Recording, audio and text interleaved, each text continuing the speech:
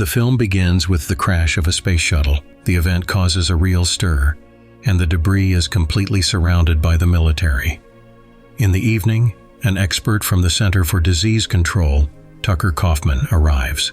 The military informs him that the debris has become a source of infection, and the spread zone of the unknown alien virus could reach up to 300 kilometers. The virus is extremely resilient, capable of withstanding both heat and cold. As Kaufman exits the headquarters, a little girl runs up to him and hands him a piece of the shuttle's hull, saying, "Sir, this fell on our roof." He absent-mindedly takes it in his hand, but immediately drops it, accidentally cutting his finger. When he arrives home, his dog greets him but then suddenly howls and runs away. Kaufman goes to sleep, and during the night his body becomes covered in a strange film. We then shift to the main character, Carol, who works as a psychologist. She receives a call from her ex-husband, none other than Kaufman himself. In the morning, he looks completely normal and says he wants to see their son Oliver, but Carol refuses. She takes Oliver to school and then meets with her scientist friend Ben, who clearly has feelings for her. He tells her that the government is hiding something. At work, Carol meets with a patient who confesses that her husband has changed drastically. "This is not my husband," she says. "He forced her to drink something suspicious." Carol prescribes her a sedative and urges her to call immediately if the situation happens again. That evening, Carol and her friends take their children trick-or-treating for Halloween. At one point, a dog attacks one of the boys, but the child doesn't even flinch and nearly kills the animal. Carol notices that something is off, but the boy's mother sees nothing unusual. Later, Oliver complains about a strange thing on his body. Carol removes a piece of odd-looking skin from him and takes it to Ben for analysis. It turns out that similar samples have been found in other countries. Meanwhile, a meeting of government officials and experts, including Kaufman, takes place in Washington. During the meeting, waiters serve coffee, discreetly spitting a strange liquid into it. Kaufman explains that the best way to stop the virus is through vaccination, but the committee chairman responds, "We don't have time for scientific details." Carol witnesses a man on the street suddenly falling ill. The husband of her patient approaches her, acting strangely, and insists on waiting for his wife, even though she had no appointment that day. Carol calls the woman, and upon hearing about her husband, she suddenly changes her mind about coming in. Carol drives Oliver to his father, but suddenly a woman runs into the street, screaming in panic, "They are among us! We must warn people!" She is immediately hit by a car. The driver has a blank expression, and the police officer who arrives at the scene behaves just as oddly. Meanwhile, Oliver is playing with a neighbor's boy and shares his suspicions. "My dad has changed." In response, his friend confesses, "My dad too." Oliver's father gives him a cup of hot chocolate, which likely contains the virus. That evening, Carol and Ben have dinner together.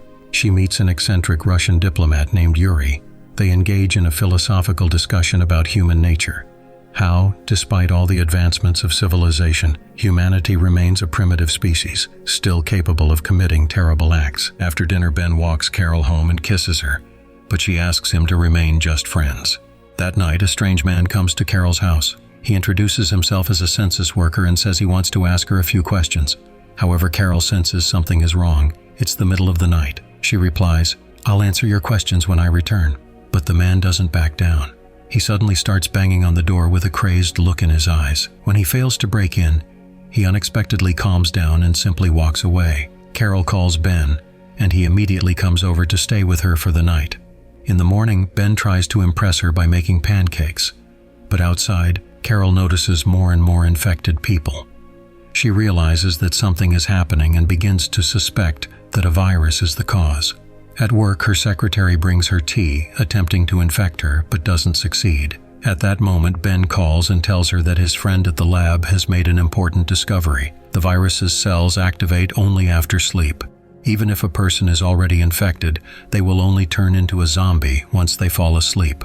Scientists at the Fort Detrick lab hypothesize that this virus is an intelligent, highly evolved organism composed of only a few cells. It integrates itself into the human body, merges with its DNA, and completely rewrites the human genome overnight. At that moment, Carol receives a call from Ludmila at the Czech embassy. She is alarmed and says that something terrible is happening to Yuri. Carol and Ben rush to her. When they arrive, they find Yuri asleep, his body covered in a strange slime. They decide to take samples and record everything on camera. Carol accidentally takes a photo of Yuri with a flash, waking him up. Suddenly he lunges at her, but after a few seconds he backs away, starts convulsing, and dies. It turns out that his transformation was not yet complete, so waking up disrupted the mutation process. In a panic, Carol rushes to her ex-husband's house to get her son. She quickly realizes that he is one of the infected. Kaufman and his infected friends calmly tell her that when she wakes up, she won't even notice the changes, and inform her that her son is already infected. But Oliver is not in the house. Realizing that she is in danger, Carol escapes. She understands that she must not sleep, or she will turn as well. The streets are now overrun with the infected. The city is swarming with zombies. She tries to flee, abandons her car, but everywhere the infected are hunting down the uninfected. Oliver sends her a message saying he is waiting for her in the subway. She heads there and sees a group of people who have figured out that they must not show any emotions. The infected detect humans by their emotions, but even this doesn't save them, and they are forced to flee. Only Carol survives, and she is forced to kill one of the infected. On the streets, the hunt for the uninfected continues. Carol tries to blend into the crowd, suppressing all emotions. Not finding her son at home, she goes to Ben and his friend. After discussing their options, they decide to drive to Fort Detrick, 200 kilometers from Washington, where they have been promised refuge. But Carol refuses to leave without her son. Together with Ben, they set out to find him. On the street, they come across Carol's patient, the woman who had been taken away by the police. She yells to them that she has already slept, but for some reason hasn't changed. Intrigued, they return to Carol's office and check her medical records. They discover that she had suffered from encephalitis, specifically acute disseminated encephalomyelitis, ADEM, a complication of chickenpox that affects the brain's white matter. Carol suddenly remembers that her son had chickenpox the previous year. He had been vaccinated, but it was a new strain of the disease, and the hospital had diagnosed him with the same condition, ADEM. They report their discovery to Fort Detrick, where scientists are already developing and testing a vaccine against the virus. At that moment, Carol receives a message from Oliver. "I'm in Baltimore, at Tucker's mom's house." Ben helps her break through the military blockade but stays behind in Washington. Carol boards a train to Baltimore. On the train, she encounters an infected man who tells her that his mother failed to transform and died. He suggests that she should sleep. Carol pretends to agree and disguises herself as an infected by covering herself with the slime she finds in the restroom.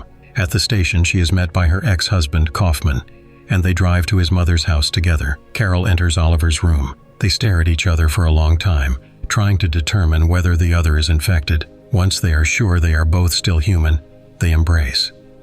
At that moment, the man from the train enters the room and realizes they haven't transformed. Carol shoves him, knocking him unconscious, and they escape. They hide in the basement, but Kaufman finds them. In the struggle, Carol kills him with a hammer. They run to a pharmacy, where Carol finds adrenaline and explains to Oliver how to use it. In the storage room, she sees infected people sleeping. She takes a gun from a police officer and locks them inside. While waiting for Ben, Carol falls asleep and begins to transform. Oliver manages to inject her with adrenaline, shocking her back to consciousness.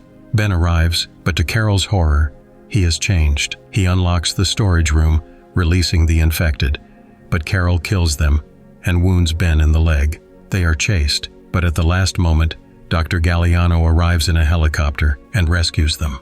The news reports announce that vaccination is being distributed through water and food, as well as sprayed from the air. Dr. Galliano gives an interview, stating that the virus has been eradicated and that the infected remember nothing, perceiving it all as a dream. The film ends.